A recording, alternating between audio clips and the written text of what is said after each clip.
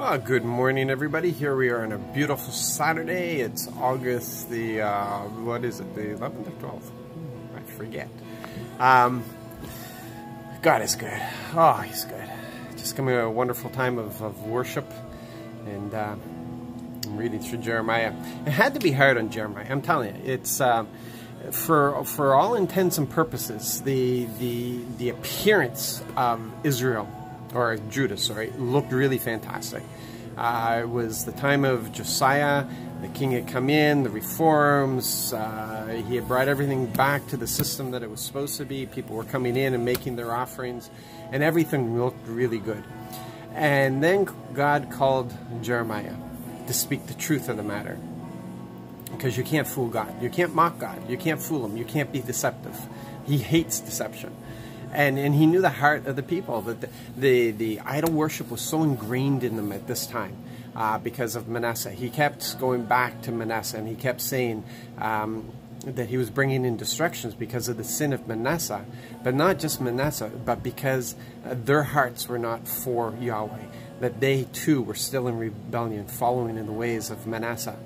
And so on the outer appearance, everything looked great. Everything looked peaceful. Everything looked wonderful and prosperous because God was blessing the king. God was blessing Josiah because of Josiah's heart, and as a result, the nation was blessed. But God knew their heart, and so He sent Jeremiah in to reveal their heart to them, to let them know, hey, I know what's going on here. You can't deceive me.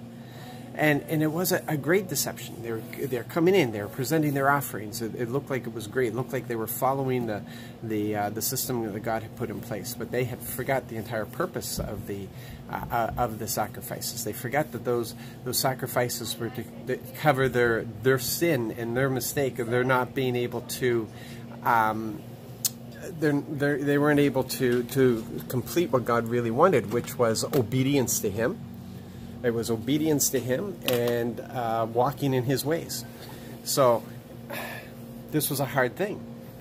Here they're bringing in these sacrifices that had become pointless because they didn't even realize that there were things that they were supposed to be obedient to and a way that they were supposed to be living. So they were offering sacrifices for sins that they didn't even know that they were committing. So it was all just deception. They thought they were just appeasing a God because he needed food or whatever. Just religion. They left out the whole relationship. And Jeremiah sees this. See, it's like Jesus said, be hot or be cold, but don't be lukewarm. Because if you're lukewarm, I'm going to spit you out. And that's what Yahweh is really saying here through Jeremiah. He even had earlier, remember we had discussed this already, that he had actually lifted up Israel. At least Israel was out and out rebellious. They didn't pretend to be worshiping Him whatsoever. And it's the deception that really made it ugly. Where they were pretending to be His. They were pretending to follow. They were pretending. They were walking in a system that they didn't even understand. And only Josiah, and there were probably a number of others, but not any numbers of any significance, who had a pure heart before God.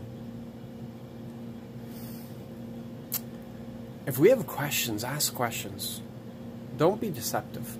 If you don't understand things, if you're doing things without understanding, ask questions. Don't do it because everybody else is doing it. Ask the Lord why. Or what is the significance of this? So that you can be doing it on purpose and not by mistake. And I've been using that a lot recently, haven't I? Talking about how we've done things by accident in the past. We've done the right things by accident, but He wants us to do it on purpose. He wants us to know. He wants us to know His ways. He wants us to know and walk in obedience to Him by our choice, in our freedom, that we would choose Him. In our freedom, we would walk in His ways. In our freedom, we would choose obedience. That's what He desires from us. That's love. That's relationship.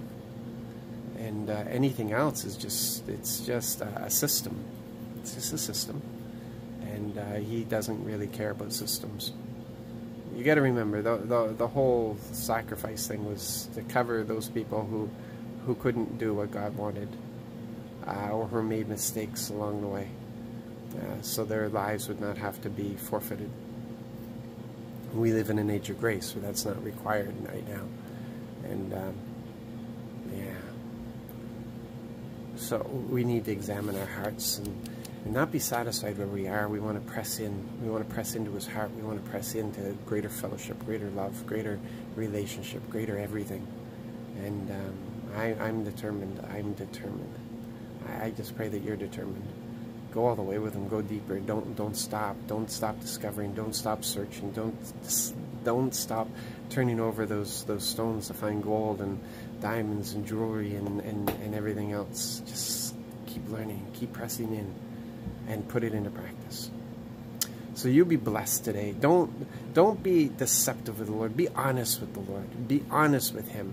If there's places where you're failing, be honest with Him about it. If there's places where you really need His help and better understanding, be honest with Him about it. It's this is real stuff, and it's important. So be blessed. Keep me in your prayers. Keep my daughter in your prayers, as this is her wedding day, and we as a family are going to celebrate this. And I pray that they'll discover the real source of marriage, the real source of love, where it comes from, and what's authentic. So you be blessed.